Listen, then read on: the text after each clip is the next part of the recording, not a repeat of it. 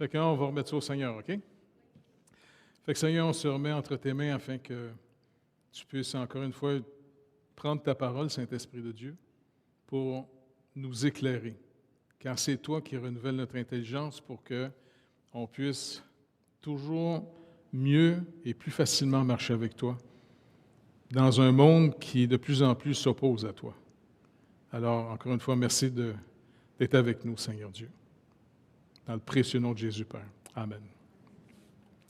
OK, donc on est au chapitre 17 sur la persévérance des saints. Fait qu'on va lire le premier texte. Après ça, on va aller voir comment la parole de Dieu appuie son résumé. Donc, il dit que ceux que Dieu a acceptés en son bien-aimé, il a efficacement, c'est-à-dire appelés et sanctifiés par son esprit, ceux à qui il a donné la foi précieuse des élus. Ne peuvent ni totalement ni définitivement déchoir de l'état de grâce, mais ils y persévéreront certainement jusqu'à la fin et seront éternellement sauvés. Puisque les dons et l'appel de Dieu sont sans repentance, il fera naître et croître en eux la foi, la repentance, l'amour, la joie, l'espérance et toutes les grâces de l'Esprit en vue de l'immortalité. Donc, dans ce premier point ici, on peut voir finalement que Jean nous rappelle dans Jean 10, 28 et 29, « Je leur donne la vie éternelle et elles ne périront jamais, et personne ne les ravira de ma main. Mon Père qui me les a donnés est plus grand que tous, et personne ne peut les ravir de la main de mon Père. » Ça, c'est rassurant de savoir qu'on est l'œuvre de Dieu. Et puis régulièrement, de faire connaître vos besoins au Seigneur. Rappelez-vous, toutes vos épreuves, tous les tests de vie, tous les manques qu'on peut avoir, c'est un rendez-vous pour connaître le Seigneur. Parce qu'n'oubliez pas, il nous a rachetés pour redevenir notre Dieu, et pas juste notre Dieu, mais notre Père. Est-ce que vous réalisez, on est adopté par Dieu? C'est quand même, ça peut dépasser ce qu'on peut même imaginer. Adopté par Dieu. Et puis, on va entrer dans l'héritage avec son Fils, et on s'en va vers une éternité dans son bonheur à lui. C'est quand même énorme, ça. Philippiens 1,6 nous rappelle « Je suis persuadé que celui qui a commencé en vous cette bonne œuvre la rendra parfaite pour le jour de Christ. » 2 Timothée 2,19 « Néanmoins, le solide fondement de Dieu reste debout avec ses paroles qui lui servent de sceau. Le Seigneur connaît ceux qui lui appartiennent. Et quiconque prononce le nom du Seigneur, qu'il s'éloigne de l'iniquité. » Et puis dans 1 Jean 2, 19, il rappelle ceux qui sont partis. « Ils sont sortis du milieu de nous, mais ils n'étaient pas des nôtres. Car s'ils eussent été des nôtres, ils seraient demeurés avec nous, mais cela est arrivé afin qu'il fût manifeste que tous ne sont pas des nôtres. » N'oubliez pas, Jean ici ne parle pas nécessairement de l'Église locale. Parce que trop souvent, des fois, ça a été pris par certaines dénominations.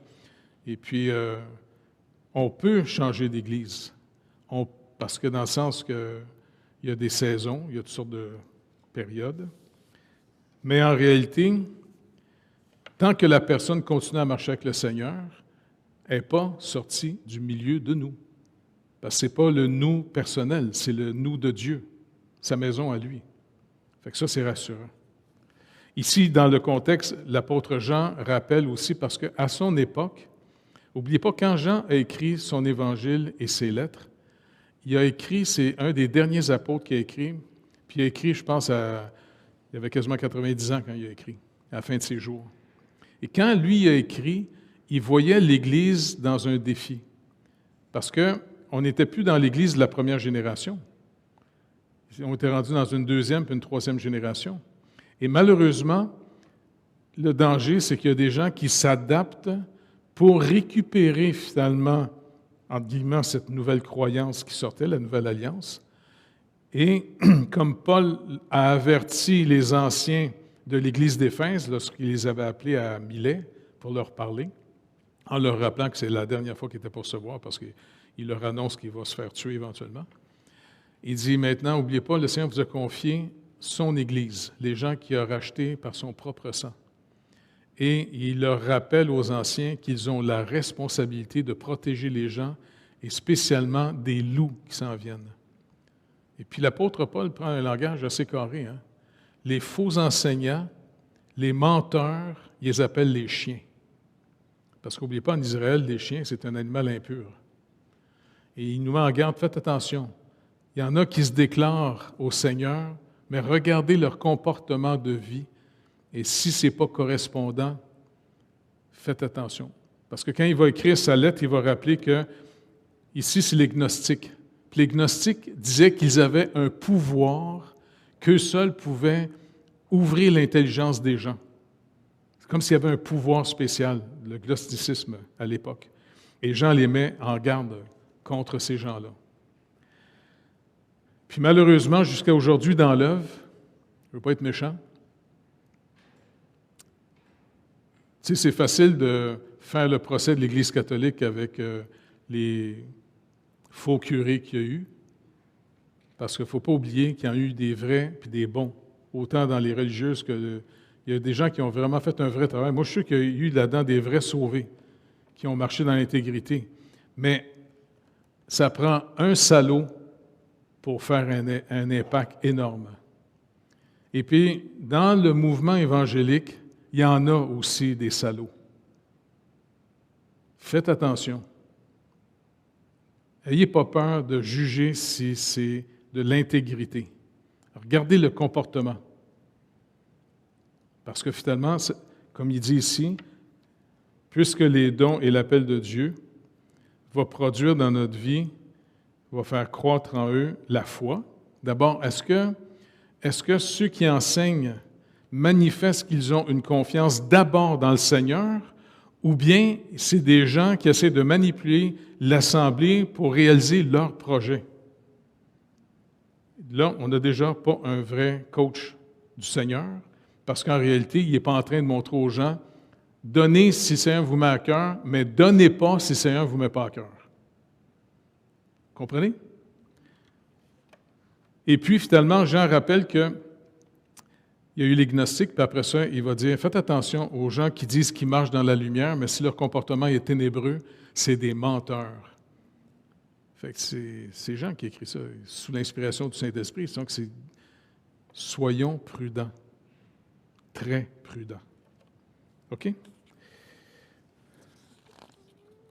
OK, maintenant, on va aller le deuxième texte. Le deuxième paragraphe, dans toujours le premier chapitre. « Bien que de nombreux orages et tempêtes se lèveront et les frapperont, parlant des croyants, ils ne seront jamais capables de les arracher aux fondements et rochers auxquels ils sont attachés par la foi. Bien que, en raison de l'incroyance et des tentations de Satan, leur perception de la lumière et de l'amour de Dieu puisse être, pour un temps, voilée et obscurcie.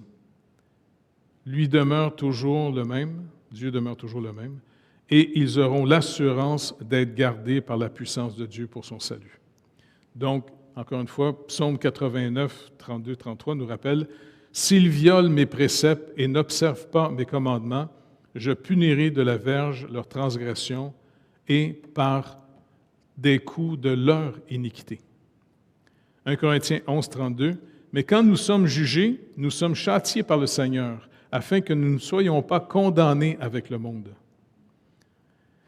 Donc, c'est vraiment un encouragement pour nous de savoir que Dieu éduque ses enfants. Il veille sur nous autres. Tu sais, un parent qui aime ses enfants, bien, on éduque nos enfants pour les équiper le mieux, pour être capable d'entrer, comment je pourrais vous dire, le mieux dans cette vie. Déjà, c'est de préparer les enfants, de faire attention. Il y a plein de pièges qui vous attendent dans la vie, là, tu sais. Pas vrai? C'est comme ça qu'on a été éduqués. Fait que c'est quand même rassurant de savoir qu'on a un Père qui s'occupe de nous autres. Donc, le deuxième aspect nous dit, donc Dieu demeure toujours le même et ils auront l'assurance d'être gardés par la puissance de Dieu pour le salut, où ils se réjouiront des richesses qui leur auront été acquises, d'autant qu'ils ont été gravés sur la paume de ses mains, parce que le Seigneur a montré, vous vous rappelez quand Thomas avait dit aux disciples, non, dis-moi si je ne vois pas ces marques, là. En d'autres mots, il avait peur que ça soit une illusion. Et quand le Seigneur est apparu la deuxième fois, puis Thomas était là, il a montré ses trous, et le trou dans son côté, il dit, mets ta main dans mon côté. Fait que, on est inscrit dans ses mains. C'est pas n'importe quoi. C'est l'amour de Dieu. Il a payé cher pour nous autres, pour nous racheter. D'autant qu'ils sont gravés sur la paume de ses mains et que leur nom est inscrit de toute éternité dans le livre de vie. Et ça, c'est vraiment très précieux. Malachie 3,6, il dit « Car je suis l'Éternel, je ne change pas. Et vous, enfants de Jacob, vous n'avez pas été consumés. » Parce que s'il y a un peuple qui n'avait pas été fidèle, c'est bien le peuple de la première alliance. Parce qu'il le vivait, au fond, il le vivait dans la chair. C'est une minorité en Israël qui avait été régénérée. C'est pour ça que l'Épître aux Hébreux met en garde les gens de penser que, puisqu'ils sont nés, entre guillemets, dans la bonne religion, sont en sécurité, il est en train de les mettre à l'épreuve en disant, est-ce que vous êtes sûr que vous êtes vraiment rachetés? Est-ce que vous avez demandé au Seigneur de vous racheter? Est-ce que vous avez mis entièrement votre confiance dans son œuvre ou vous êtes en train de mettre votre confiance dans votre nationalité ou dans vos œuvres ou en vous-même? Tu sais, il travaille fort là-dessus. C'est pour ça que Paul nous rappelle aussi que ce n'est pas tout Israël qui est Israël, dans Romains chapitre 9. Il dit c'est un reste. Et Ésaïe lui-même avait prophétisé qu'il y a juste un reste qui va être sauvé. Et que si Dieu n'avait pas châtié régulièrement Israël, Ésaïe, sous l'inspiration du Saint-Esprit, appelle, il dit, on serait devenus nous aussi, pareil comme les autres nations, comme Sodome et Gomorrhe. Et c'est pour ça qu'il faut prier pour notre pays. Rappelez-vous, il n'y a pas tellement longtemps, nous les plus vieux, on s'en rappelle, tout le monde se disait chrétiens quand on était petits. Aujourd'hui, nos gouvernements vivent exactement ce qui est écrit dans le psaume 2. Ils sont ouvertement en rébellion contre Dieu et ils encouragent fortement la population de se libérer des ordonnances de Dieu. Fait que je ne sais pas ce qui va arriver dans notre pays bientôt. En tout cas, au moins, vous avez cru au Seigneur. La mort, pour nous autres, ça ne sera pas une catastrophe. De toute façon, que ça aille bien, que ça aille mal, on va tous mourir un jour ou l'autre. Et au moins, il y a une chose qui est réglée. Avoir cru en Christ, c'est le régler le plus grand de tous les défis humains. Parce qu'à toutes les fois qu'on va dans un salon funéraire, eh bien, on s'en va au terminus de la vie de quelqu'un. Et si jamais ça vous tente de réfléchir puis d'avoir sorti des fois des illusions qu'on a en regardant trop la télévision, je vous encouragerais finalement d'aller faire des tours dans les CHSLD et d'aller faire des tours dans les hôpitaux où est-ce qu'il y a des gens extrêmement vieux en train de mourir. Et quand vous les regardez, rappelez-vous, c'est vous dans quelque temps. Fait que ce n'est pas une chose à négliger. Quand tu es jeune, tu as l'impression que la vie, c'est pour toujours. Pas vrai?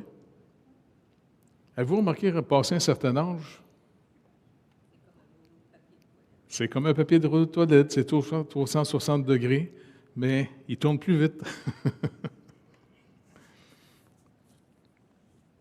Donc, dans le deuxième point, cette persévérance des saints ne dépend pas de leur libre arbitre. Ça, c'est très encourageant ici. Mais de l'immutabilité du décret de l'élection. Romains 8, 30 nous rappelle, « Et ceux qu'il a prédestinés, il les a aussi appelés, et ceux qu'il a appelés, il les a aussi justifiés, et ceux qu'il a justifiés, il les a aussi glorifiés. » On est littéralement à l'œuvre de Dieu. Faites attention de trop vivre juste à partir de l'impression de vos expériences que vous faites. Parce que finalement, le Seigneur nous rappelle que s'il retire sa main sur quelqu'un, la personne va, si elle est livrée à elle-même, elle va elle-même dégénérer par ses propres mauvaises décisions. C'est pour ça de demander régulièrement au Seigneur, garde-moi sous ta main. Sous-estimez jamais la méchanceté de nos cœurs. Même si on est croyant, même si on a cru dans le Seigneur, même s'il nous a gardés, faites attention à l'orgueil et à l'arrogance de penser qu'on est au-dessus des autres. On est gardé. Parce que des fois, le Seigneur peut permettre d'enlever sa main sur nous autres, et il y a des croyants qui peuvent tomber dans des catastrophes terribles. Et puis Dieu peut le permettre des fois juste pour les humilier, pour les réveiller un peu, les ramener à l'humilité. Et dans l'humilité, bien, on dépend beaucoup plus de Dieu que de nous-mêmes. Paul nous rappelle aussi dans Romains 9, 11, « Car, quoique les enfants ne fussent pas encore nés, » il parle de Jacob et Ésaü, « et qu'ils n'eussent fait ni bien ni mal, afin que le dessein de l'élection de Dieu subsistât, sans dépendre des œuvres, et par la seule volonté de celui qui appelle. » Et c'est pour ça que Jacob a été appelé pour être celui qui va recevoir l'héritage de la part du Seigneur. Et Ésaü qui était le plus vieux, c'est des jumeaux, mais c'est une question que le premier qui sort puis le deuxième. C'est une manière de montrer que le Seigneur, encore une fois, appelle. Est-ce que vous vous rappelez, dans l'Arche de l'Alliance, les éléments qu'il y avait dans ce coffre, qui est un témoignage? Est-ce que vous vous rappelez ce qu'il y avait là-dedans? Les tables de la loi, la manne et le bâton d'Aaron. Maintenant, qu'est-ce que représente le bâton d'Aaron? Exactement. Dans Nombre 16, vous pouvez lire ça, et on voit finalement que Moïse a voulu rappeler à ceux qui voulaient se révolter contre lui et son frère, Abiram, Corée, et ainsi de suite. Il leur dit, écoutez, on est qui, Moïse et Aaron? En voulant dire, on n'est pas meilleurs que vous autres, on est simplement, c'est Dieu qui nous a appelés.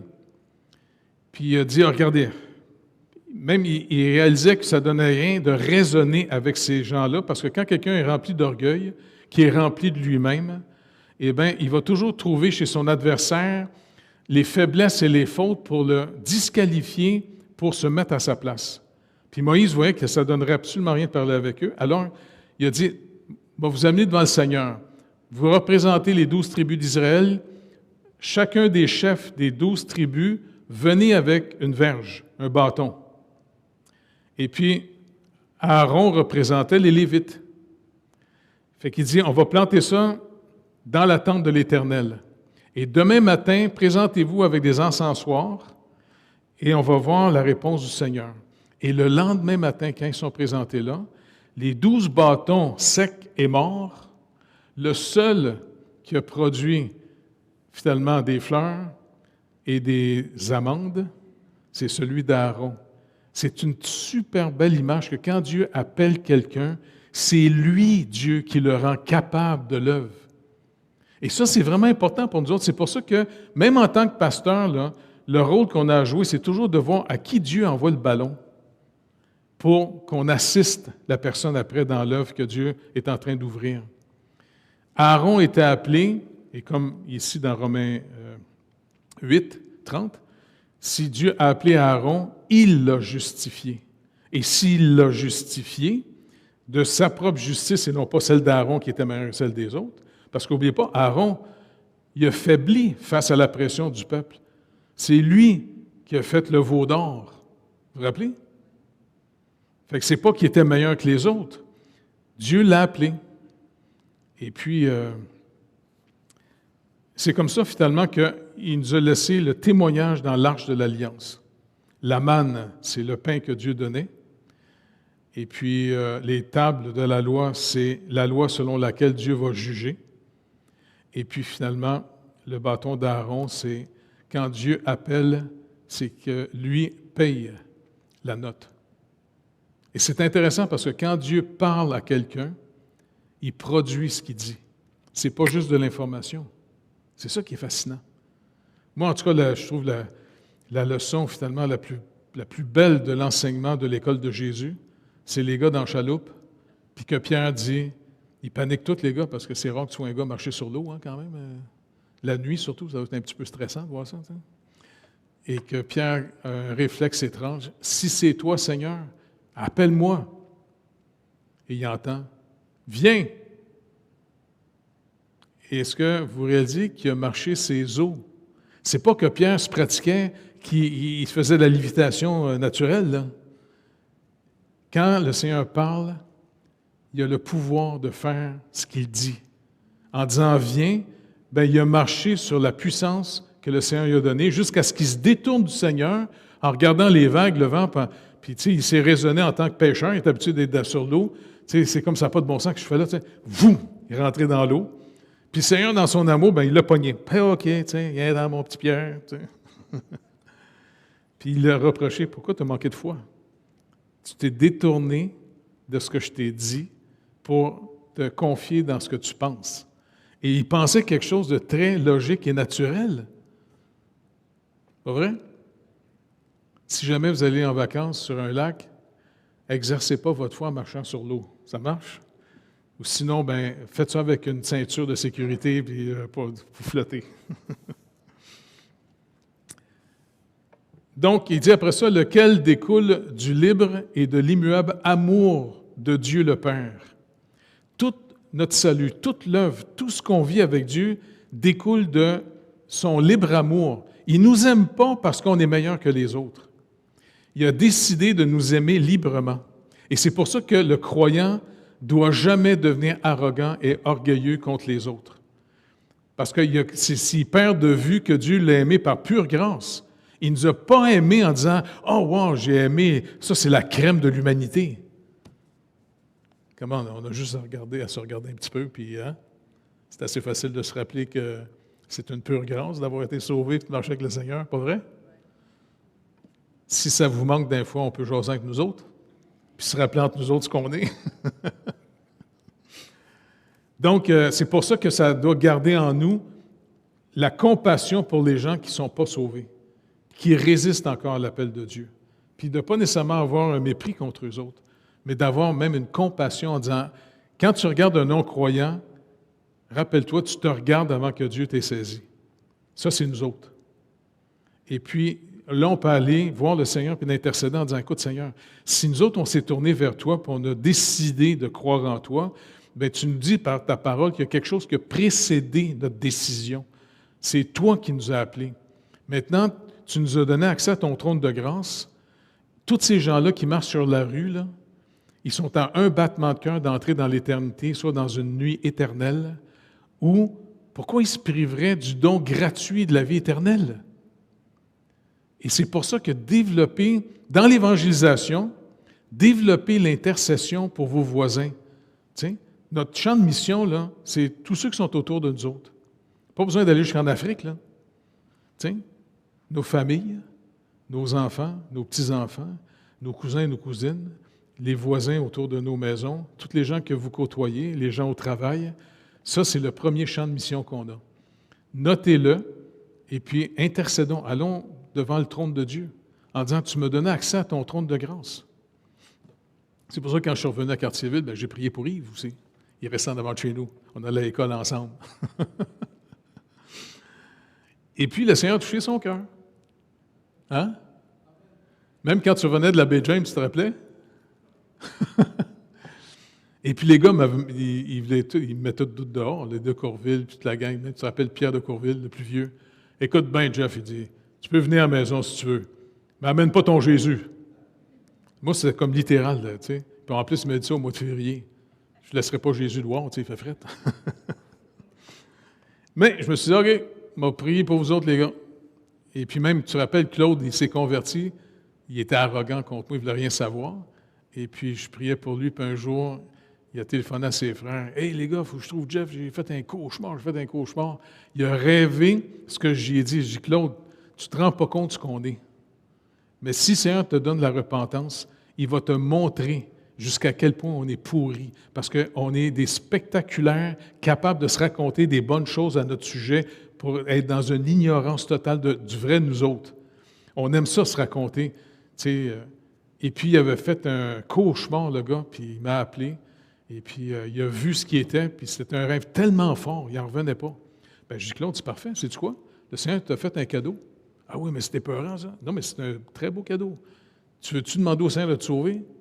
Oui, oui, c'est bon, je suis dangereux, moi, là. Parfait. Puis on a prié ensemble, puis il s'est tourné vers le Seigneur. Puis aujourd'hui, il est dans l'éternité. Il est mort d'un cancer. Il est mort assez jeune, hein? Il est mort, quoi? Il est quoi, dans la cinquantaine? Fait que, en tout cas, Dieu nous aime d'un amour libre. Ça, c'est rassurant.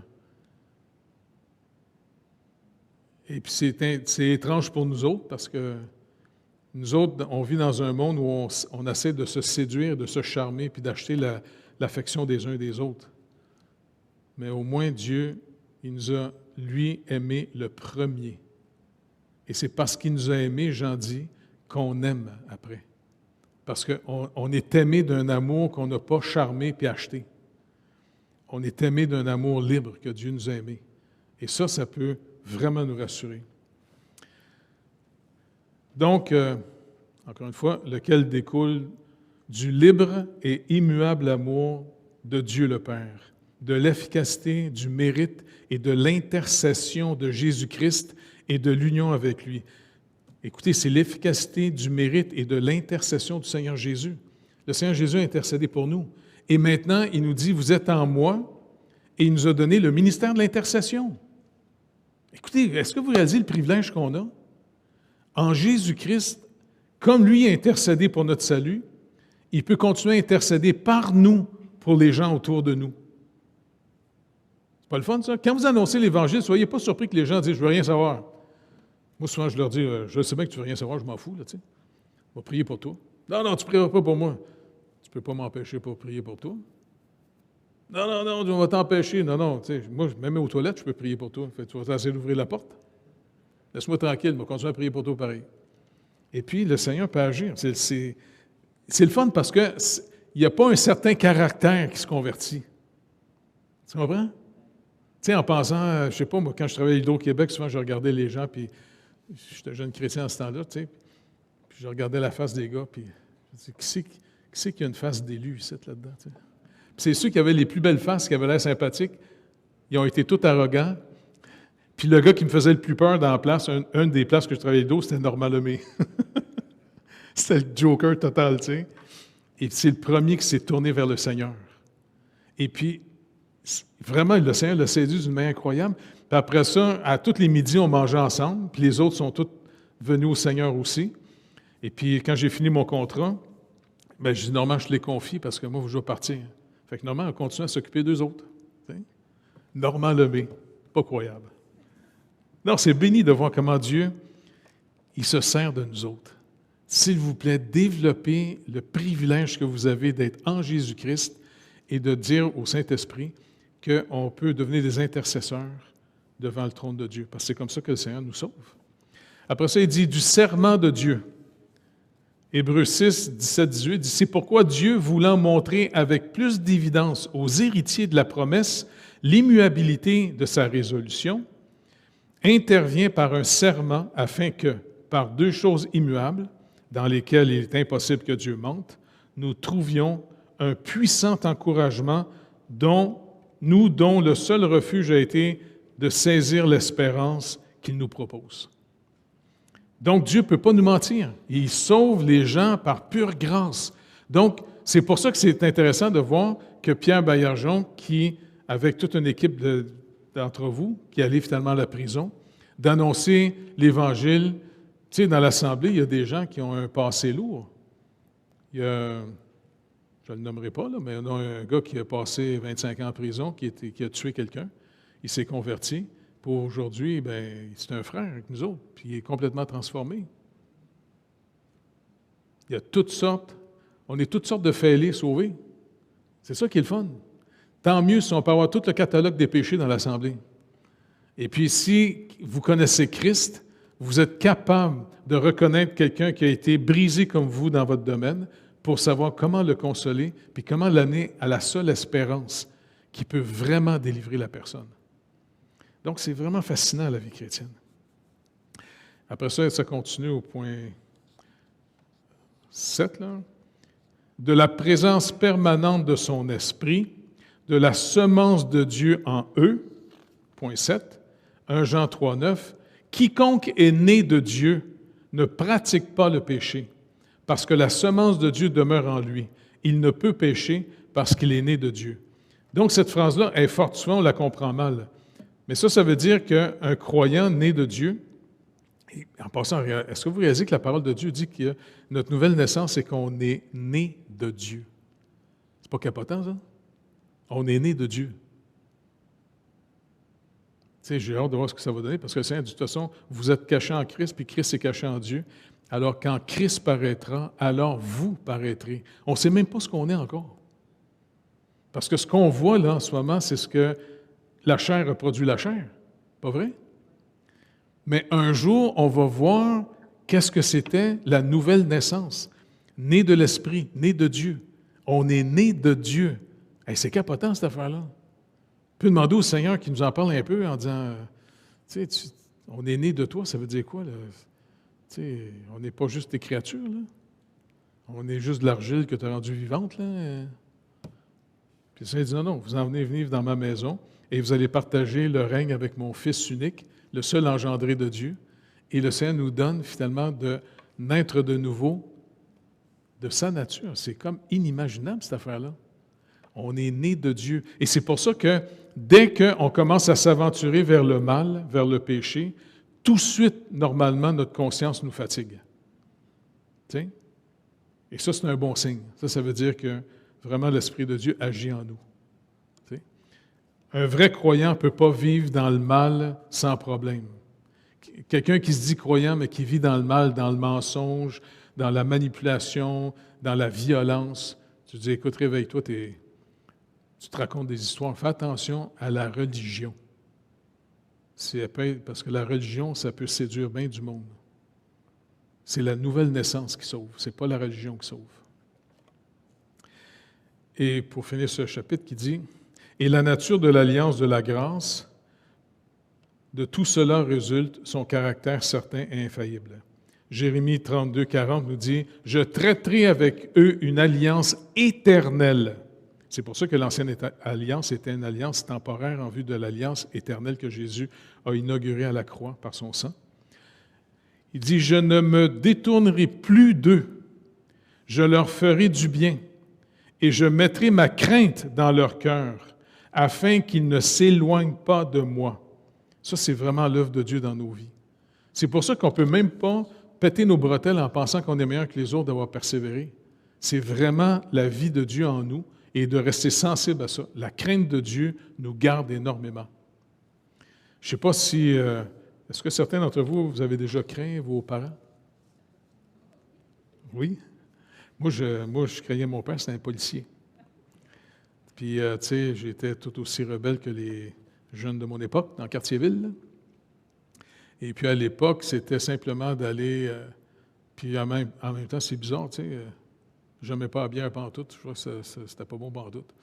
Mais les gars disaient, non, on va aller à la taverne, ou on allait dans un... Tu sais.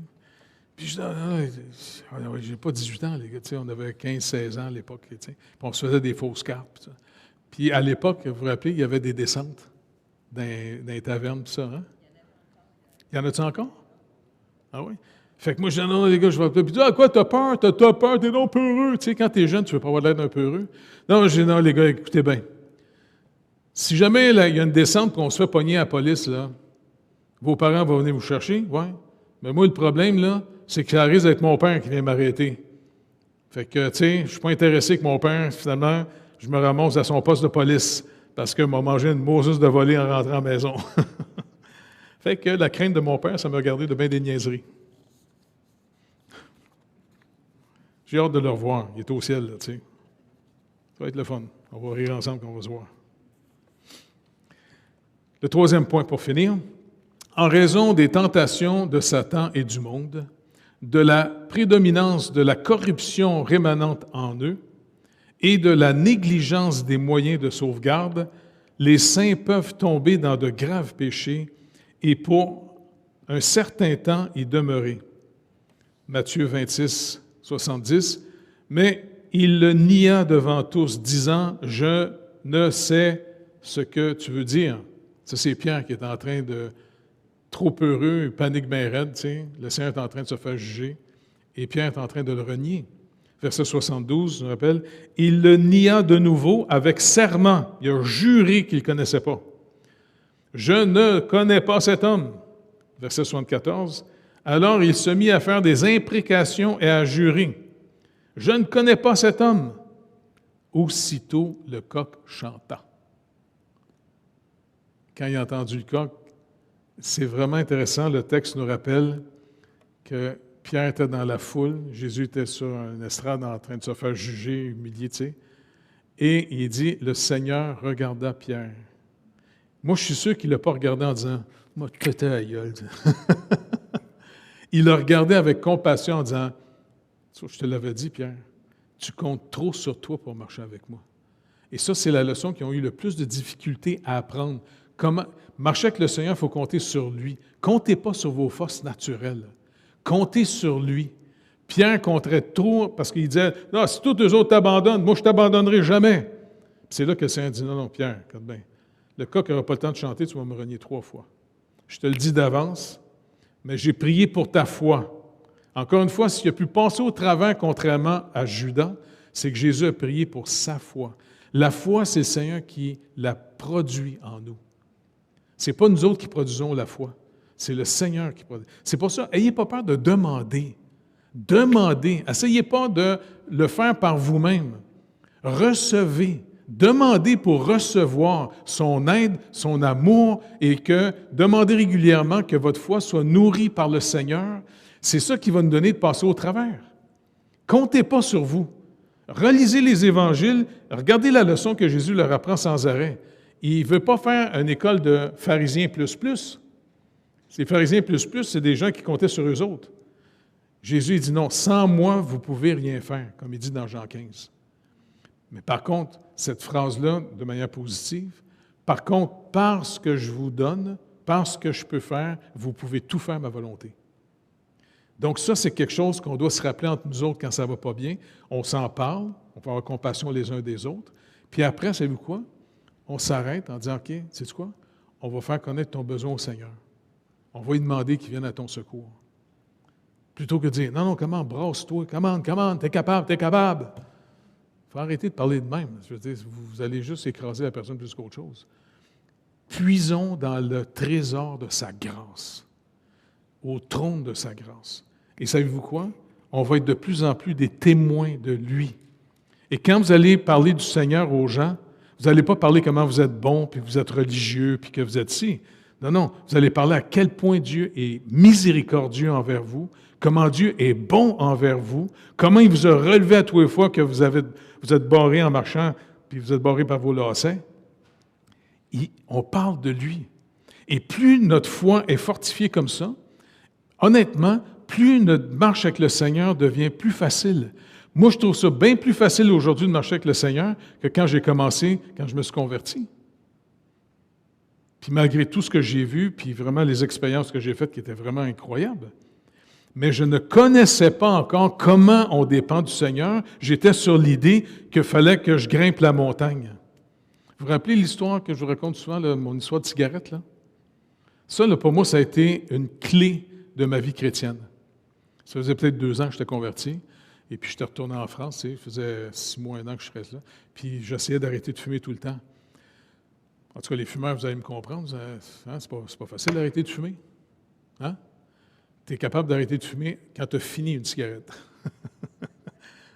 Et puis, j'essayais tout le temps. Puis j'entendais des témoignages de drogués qui racontaient comment Jésus les avait délivrés de la drogue. Puis, tu sais, il disait, si vous voulez, on va prier pour vous. Moi, j'allais toujours faire prier pour moi, tu sais. Pour la cigarette, je ne dirais pas quelle drogue c'était, tu sais. Ça ne marchait jamais. Puis un frère m'avait dit une fois, non, il faut que tu pries plus, puis tu jeûnes. Ah ouais, OK. Fait que là, j'avais prié, puis j'avais jeûné une journée ou 2 en essayant d'arrêter de fumer. Puis après 2 jours, j'ai craqué et fumé. Recommencer. Puis les frères dans l'Église, ils venaient toujours me voir. Oublie pas, le Seigneur dit, si tu détruis son temple, il va te détruire. En voulant dire, tu vas avoir un cancer si tu continues à fumer, tu détruis le corps que le Seigneur te donne. Non, il y avait de l'encens dans le temple. Il était habitué avec la boucane, le Seigneur. Et puis, jusqu'au jour, à un moment donné, j'ai craqué. Ça faisait 2-3 jours, j'avais arrêté de fumer encore, tu sais. Et puis là, je me suis dit, tant pis. Je vais aller m'acheter des cigarettes. Puis en France, il faut que tu trouves des places, il faut que ça soit marqué tabac, là, tu sais, pour acheter. Fait que je cherchais une place, tu sais, puis j'en trouve une, je rentre dans le magasin. Puis en marchant jusqu'au magasin, je priais, Seigneur, écoute, t'es pas capable de m'arrêter. Arrête-moi donc, tu sais. Pourquoi tu ne m'arrêtes pas? Je sais que si tu es là, mais peut-être parce que tu es comme un fantôme, puis je passe au travers de toi, là, tu sais, puis Et puis, à un moment donné, en marchant, c'est comme si une question venait dans ma tête. Pourquoi tu vas arrêter de fumer?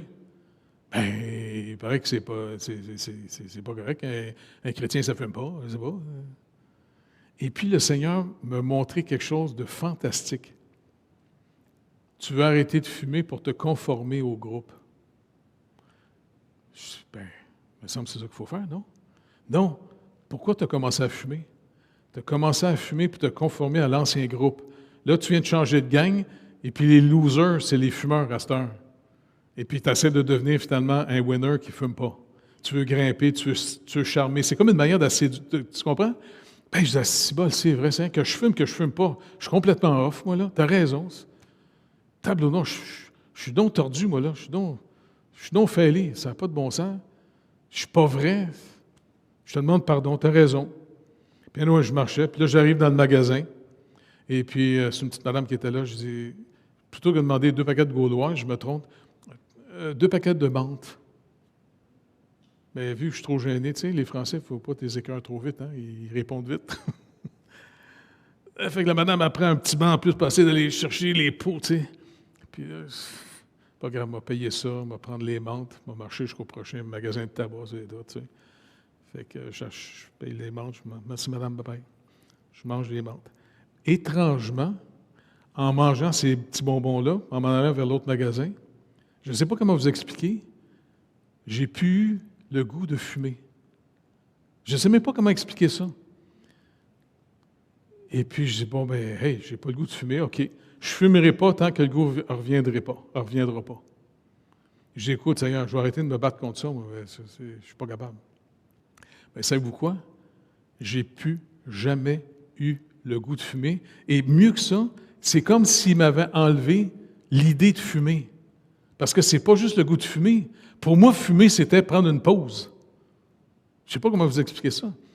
Et là, quand j'ai découvert ça, je dis, hey, tu peux-tu me montrer d'autres de mes péchés de même? Trop beau quand tu me montres ça. Ça, c'est la repentance en vue de confesser nos fautes. Il est juste et fidèle pour nous pardonner et nous purifier de toute iniquité, et il nous redonne souvent notre liberté qu'on a perdue au péché. Fait que, cachez jamais vos fautes. Rappelez-vous ce que David, je pense, si je ne me trompe pas, c'est dans le psaume 34, quand il a caché sa faute, là, qu'il avait pris la femme de son ami, et puis en plus, il a été le faire tuer pour couvrir sa faute, puis la prendre comme épouse. Il dit, tant que je n'ai pas avoué ma transgression éternelle, ma force était comme la chaleur en été, j'avais plus de force, j'étais en train de m'effondrer. Jusqu'à ce que Nathan est venu l'exposer. Et contrairement à Saül, il n'a pas juste regretté les conséquences.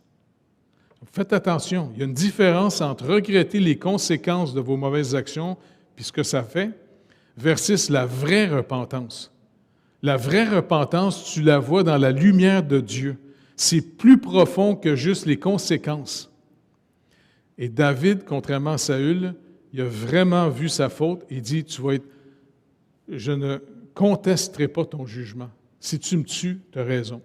Contrairement à Caïn, contrairement à Saül, tous ces gens-là, c'est des faux repentances. C'est des gens qui ne veulent pas les conséquences de ce qu'ils ont vécu. Et puis David nous manifeste c'est quoi la vraie repentance. Et après ça, le Seigneur lui a redonné sa liberté, il l'a pardonné, et il lui a donné surtout la force d'être capable de triompher du jugement qu'il a mis sur sa maison. Dorénavant, tu vas dormir avec ton épée. Et puis, il y a eu une révolte de son fils Absalom. Il a été rejeté, finalement. Il est parti avec ses hommes, il a même empêché les hommes d'aller tuer ces gars-là. Et puis, le Seigneur, finalement, l'a rétabli sur le royaume après. Et c'est pour ça que David est appelé, quand Dieu a parlé de lui à sa mort, ça a été un homme selon mon cœur. Ce n'est pas un homme qui était humainement meilleur que les autres, il a fait quelque chose d'assez grave, mais c'est quelqu'un qui a vraiment marché avec Dieu et qui n'a pas juste été un profiteur de Dieu. Et c'est pour ça que la persévérance des saints, c'est une sagesse que Dieu peut donner si on est racheté. Sinon, c'est de le demander au Seigneur pour l'expérimenter continuellement. Il dit donc, de la sorte, il provoque le déplaisir de Dieu, attriste le Saint-Esprit si on tombe dans les péchés graves. Et attrister le Saint-Esprit, c'est grave. Donc, ça veut dire qu'il y a vraiment une relation d'amour dans notre cœur. Le Saint-Esprit, il vient vraiment prendre soin de nous, la troisième personne de la Trinité, et veillons à ne pas attrister le Saint-Esprit.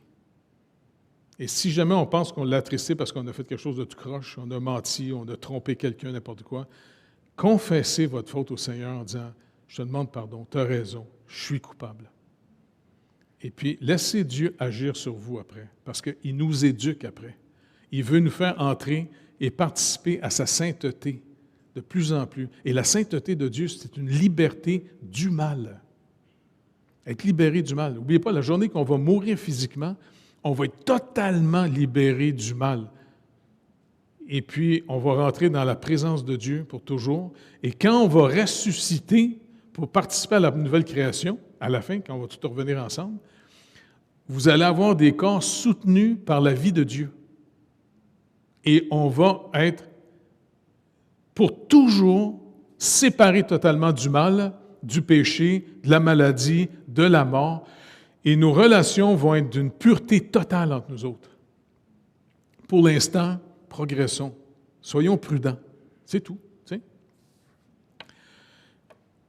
Ils ont leur propre cœur endurci et la conscience meurtrie. Et comme il dit au psaume 32, 3, 4, « Tant que je me suis tu », c'est le fameux David, là, comme je vous disais, là, « Tant que je me suis tu, mes os se consumaient. Je gémissais toute la journée, car nuit et jour, ta main s'appesantissait sur moi. Ma vigueur n'était plus que sécheresse, comme celle de l'été. » C'est pas n'importe quoi, ça. Ils blessent et scandalisent les autres. Il ne faut pas oublier que quand on pêche, là, on fait du mal aux autres. Et ça attriste le Saint-Esprit parce qu'on blesse ses enfants autour de nous autres. Quand on fait du mal, là, n'oubliez pas, on fait du mal à ceux que Dieu a tant aimés qu'il a donné son Fils unique afin qu'ils soient sauvés. Le mal, Dieu l'accepte jamais. Blessons personne. Même si des fois, on fait des décisions pour essayer de sauver des situations qui c'est même à notre détriment, moi, j'aime mieux me tromper dans ce sens-là que d'être violent contre quelqu'un. Même si des fois, je me suis fait reprocher d'être... ça ne me dérange pas. De toute façon, je vous dis, regarde, tant qu'à me tromper, j'aime mieux me tromper du côté de la grâce, essayer de sauver une relation, essayer de parler avec la personne, essayer de voir comment on peut régler les points. Si ça ne marche pas du tout, on arrête la relation, bye-bye. Comme le Seigneur dit, ne vous vengez pas vous-même, car à moi appartient la colère et la vengeance. Et si c'est un crime que quelqu'un fait et que vous n'êtes pas capable de l'aider, alors Paul nous rappelle, il y a une institution humaine qui a été établie par Dieu dans Genèse chapitre 9, l'autorité civile. La police, on doit prier pour les policiers. Les policiers sont des gens qui sont au service de Dieu sans même s'en rendre compte parce qu'ils sont là pour protéger les droits et la liberté des citoyens. Et c'est pour ça que plutôt que de prendre la loi entre nos mains, on appelle la police.